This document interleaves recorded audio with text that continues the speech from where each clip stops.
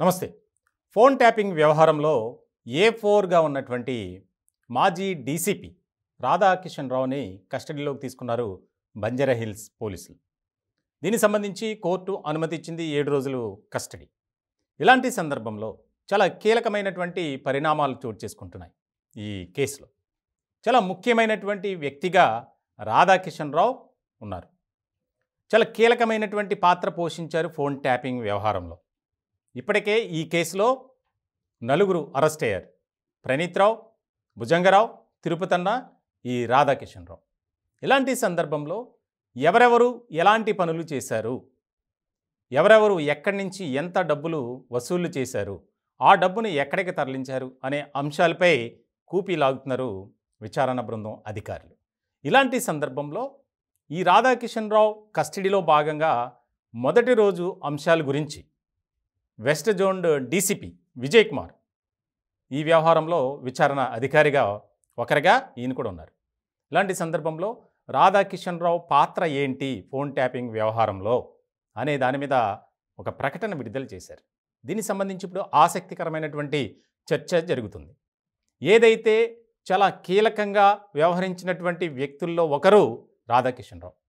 ఎక్కడా కూడా ఆధారాలు దొరకకుండా చాలా జాగ్రత్త పడ్డారు.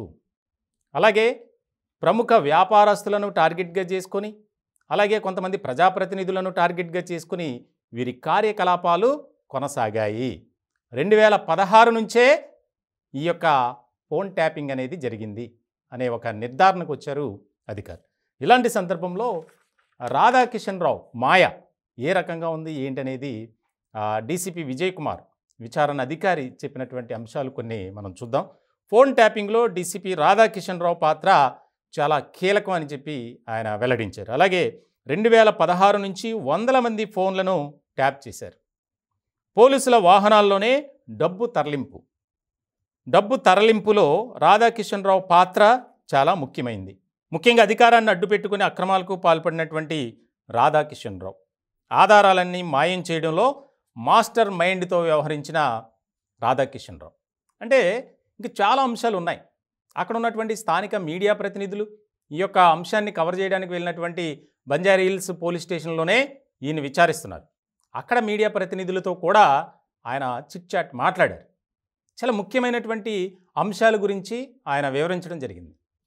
ఏదైతే నగర శివారులలో వ్యాపారస్తులను, ముఖ్యంగా ఫలానా ప్రాంతం నుంచి ఫలానా చోటికి డబ్బు రవాణా జరుగుతుంది, ఇది ప్రధానంగా ఎన్నికలు మరికొద్ది రోజుల్లో జరుగుతున్నాయి అన్నటువంటి సమయంలోనే వారి కార్యకలాపాలకు మరింత వేగం పెంచారు. ఇలాంటి సందర్భంలో అధికారాన్ని అడ్డుపెట్టుకొని వ్యవహరించడమే కాకుండా వారిని బెదిరించి వారి వద్ద నుంచి అక్రమంగా డబ్బులు లాక్కోవడం, విచారణ పేరుతో లేదంటే కేసులు పెడతామని బెదిరించడం రకరకాల కారణాలతో. ఇప్పుడు దీని సందర్భంగానే సుదర్శన్ అని కొంతమంది వ్యాపారస్తులు రాధాకిషన్ రావుపై ఫిర్యాదులు కూడా చేశారు. ఖచ్చితంగా వారిపై చర్యలు తీసుకోవాలి అనే డిమాండ్ కూడా ఎక్కువ అవుతుంది. ఇలాంటి తరుణంలో ఆధారాలన్నీ మాయం చేయటంలో రాధాకిషన్ రావు ప్రణీత్ రావుకు సహకరించాడు. వాటిని ఏ విధంగా ధ్వంసం చేయాలి, ఈ రాధాకిషన్ రావు ఇచ్చినటువంటి ఐడియాతోనే ప్రణీత్ రావు ముందుకు అడుగులు వేశారు.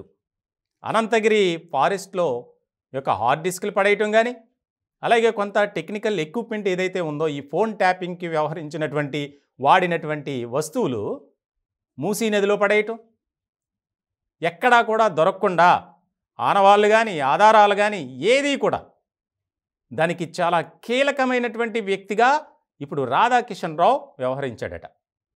దీనికి సంబంధించి ఈ ఆధారాలని ధ్వంసం చేయటంలో కానీ, అలాగే హార్డ్ డిస్క్లను రకరకాల ప్రాంతాల్లో పడేయటంలో కానీ కీలక పాత్ర పోషించింది ప్రణీత్ రావు కాదు, ఈ రాధాకిషన్ రావు.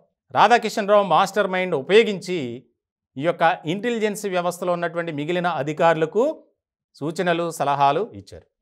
అది కూడా మాజీ ఐపీఎస్ ఇంటెలిజెన్స్లో పనిచేసినటువంటి ముఖ్యమైనటువంటి అధికారిగా ఉన్నటువంటి ప్రభాకరరావు ఆదేశాలతోనే ఇదంతా జరిగింది అనేది కస్టడీలో భాగంగా రాధాకిషన్ రావు దగ్గర నుంచి వచ్చినటువంటి సమాచారం. మిగిలిన ఇంకా రోజులున్నాయి.